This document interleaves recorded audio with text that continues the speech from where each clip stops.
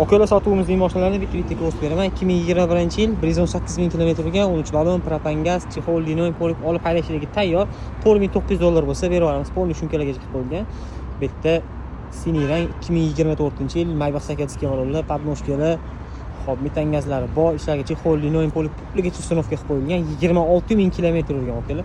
Xolos olib mazah haydaysizlar.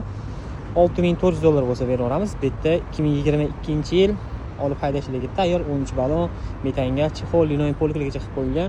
$5200 bo'lsa berib yuboramiz.